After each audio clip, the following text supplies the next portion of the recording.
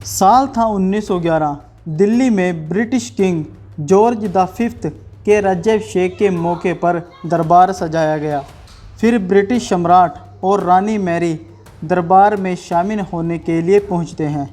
लगभग हर राजकुमार और राजा और जितने भी प्रसिद्ध व्यक्ति थे इस दरबार में शामिल होने के लिए पहुंचते हैं और किंग जॉर्ज को राजा बनने की बधाई दे रहे थे। माहौल उत्सव का था, चारों ओर नगाड़े बज रहे थे। ठीक इसी वक्त जब लाल किले के सामने शोर मच रहा था तब एक भिखारी अपने खराब पैर को घसीटता हुआ शाहजहानाबाद की सड़कों पर भीख मांग रहा था। इस भिखारी का नाम था बहादुर शाह जफर। भला एक बादशाह के नाम का भिखारी दिल्ली की सड़कों पर कर क्या रहा था? कौन था ये भिखारी और 1857 की क्रांति के बाद मुगल परिवारों का क्या हुआ? इस भिखारी का मुगल बादशाह के साथ क्या संबंध है? आज आपको पता चलेगा कि 1857 के विद्रोह के बाद मुगल परिवारों का क्या हुआ, उन्होंने कैसे अपना गुजारा किया। तो क्या आज भी मुगलों का कोई वारिस जिंदा है? इस वीडियो में मैं आपको सब कुछ बताऊंगा, क्योंकि अपना इतिहास नहीं जानोगे तो खुद को कैसे पहचानोगे।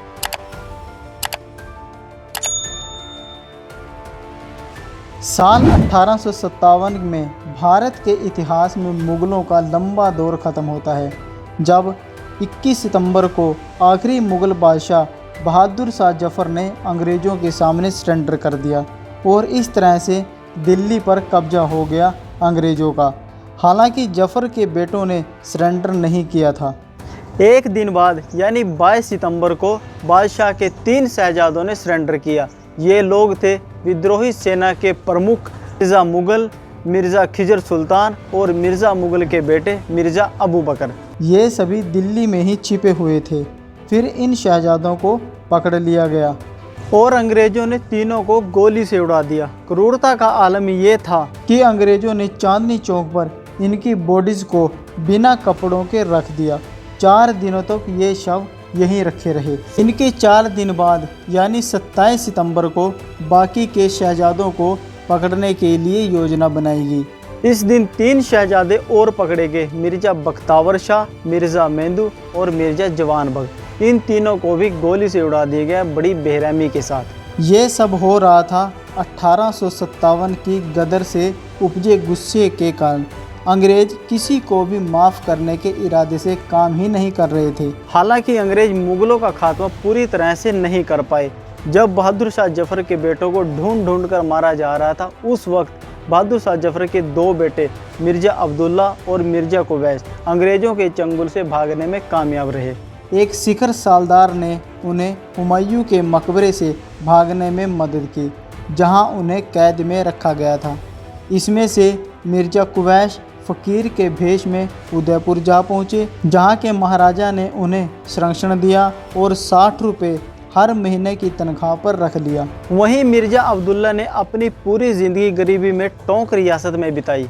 बहादुर शाह जफर के बाकी बेटों को या तो फांसी दे दी गई या काला पानी की सज़ा दे दी गई।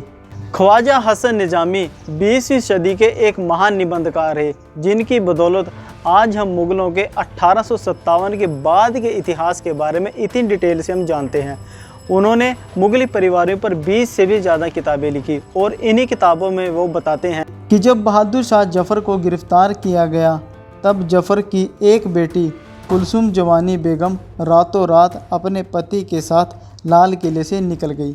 जान बचाकर भागने वाली कुलसुम जवानी बेगम हैदराबाद जहां पहुंची, जहां पर निज़ामों का राज हुआ करता था। हैदराबाद में कुलसुम बेगम छिप कर रह रही थी। इसके पति ने कुरान पढ़ाकर किसी तरह गुजर बसर की। जब हैदराबाद में अंग्रेज़ों का इम्पैक्ट बढ़ने लगा तो इन लोगों ने डर के साए में रहना शुरू कर दिया। इसी समय जब बहादुर शाह जफर के एक आध्यात्मिक गुरु के बेटे को यह सब पता लगा तो उन्होंने कुछ पैसे देकर कुलसुम जवानी बेगम और उनके पति को हज यात्रा पर भेज दिया। फिर जब वो वापस आए तो ब्रिटिश सरकार ने उन पर कुछ दया दिखाई और 10 रुपये की मामूली पेंशन कर दी। इस तरह जफर की बेटी बुरी तरह ज़िंदगी बिताने के लिए मजबूर हो गई। ठीक इसी तरह ख्वाजा हसन निज़ामी की एक और किताब है जिसका नाम है बेगमात के आंसू। इस किताब में उन्होंने बहादुर शाह जफ़र की पोती के बारे में लिखा है जिसका नाम है सुल्तान बानो, और ये मिर्ज़ा कुवैश की बेटी थी। वही मिर्ज़ा कुवैश जो अंग्रेज़ों के चंगुल से बचकर उदयपुर जा पहुँचे थे। बाद में अंग्रेज़ों ने सुल्तान बानो के बारे में जानकर उनकी भी 5 रुपये की पेंशन बांध दी, जिससे उसके परिवार का गुजारा मुश्किल से ही हो पाता था।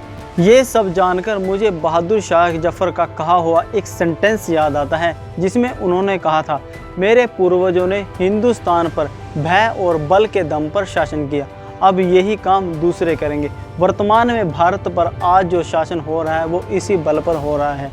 उस वक्त किसी ने नहीं सोचा होगा कि मुग़ल बादशाहों का अंत इतना बुरा होगा। वीडियो की शुरुआत में मैंने जिस भिखारी की कहानी आपको सुनाई थी वो भी मुग़ल ख़ानदान से ही जुड़ा हुआ एक व्यक्ति था जो अपने आप को बहादुर शाह जफ़र कहते थे। असल में उनका नाम था मिर्ज़ा नासिर उल मुल्क। विद्रोह के तुरंत बाद वो भी अपनी बहन के साथ शाहजहानाबाद में एक व्यापारी के घर पर नौकरी करने लगा। ये जफ़र के पोते थे, यानी ये बहादुर शाह जफ़र के पोते थे। बेगमात के आंसू किताब में इनका भी जिक्र है। हालांकि ब्रिटिश सरकार ने मुग़ल राजकुमार और मुग़ल राजकुमारियों की 5 रुपये की हर महीना पेंशन कर दी तो इन्होंने काम करना बंद कर दिया। जल्द ही पेंशन ख़त्म हो गई और ये भी कर्ज में डूब गए। आगे चलकर नासिर उल मुल्क की हालत इतनी ख़राब हुई कि दिल्ली में जो लोग उनको जानते थे वो उनको भीख देने लगे। ठीक इसी तरह बहादुर शाह जफ़र की बेटी कुरैशिया बानो का बेटा भी शाहजहानाबाद की सड़कों पर भीख मांगता नजर आया। यहाँ तक कि बहादुर शाह जफ़र के पोते मिर्ज़ा साहिब ए आलम मिर्ज़ा कमर सुल्तान बहादुर को भी अंग्रेज़ों की वजह से भीख मांगने पर मजबूर होना पड़ा। सुल्तान बहादुर को अपनी मुगलिया शान इतनी प्यारी थी कि वो रात को भीख मांगते थे।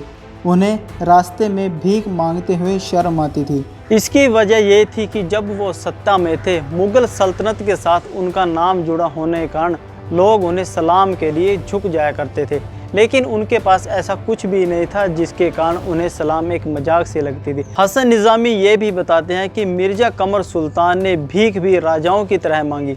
उन्होंने कभी किसी के सामने हाथ नहीं फैलाए। वो हमेशा चिल्लाते हुए सड़कों से गुजरते थे, या अल्लाह मुझे इतना दे दो कि मैं अपने लिए सामान खरीद सकूं।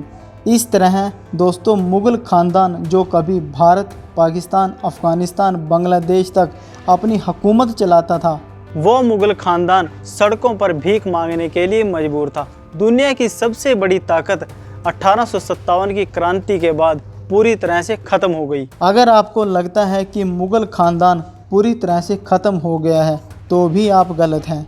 आज भी मुग़ल सत्ता की एक वारिस या यूँ कहें एक वंशज जिंदा है। इनका नाम है सुल्ताना बेगम। 1857 के विद्रोह के बाद जब ब्रिटिश शासन ने बहादुर शाह जफ़र को भारत से निर्वासित किया तो उन्हें और उनके परिवार के कुछ सदस्यों के साथ रंगून जेल भेज दिया। 1862 में वहीं पर उनकी मृत्यु हो गई और उनके परिवार को छोड़ दिया गया।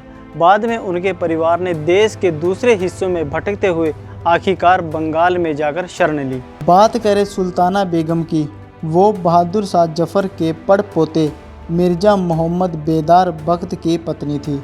उनकी संपत्तियों में मोहम्मद बेदार बख्त से उनकी शादी के अभिलेख शामिल हैं, जो भारत के अंतिम मुग़ल बादशाह बहादुर शाह जफ़र के पड़पोते माने जाते हैं। इस बात को होम मिनिस्ट्री भी एक्सेप्ट करती है क्योंकि 1980 तक 400 रुपये हर महीना की पेंशन उनको दी जाती थी, जो आज बढ़कर 6000 रुपये हो गई है। सुल्ताना बेगम ने अपने कई इंटरव्यू में बताया है कि पति की मृत्यु के बाद उन्होंने चूड़ी बनाने वाली फैक्ट्री में काम किया और चाय की दुकान भी की। आज वो 70-71 साल की हो गई हैं और कोलकाता की झुग्गी झोपड़ियों में अपनी ज़िंदगी गुजार रही हैं। इन्होंने ही लाल किले पर अपना दावा करते हुए केस किया था कि लाल किले पर उनका हक है कि वो मुग़ल सत्ता की वारिस है। हालांकि अब ये बात हो गई है। जो बात सत्य है कि कभी देश के चरम पर रहने वाले मुग़ल 1857 के बाद दर दर भटकने को मजबूर हैं। तो दोस्तों ये थी 1857 के बाद मुग़लों की बर्बादी की कहानी। आपको कैसी लगी कमेंट सेक्शन में ज़रूर बताएं और चैनल को सब्सक्राइब करें। धन्यवाद।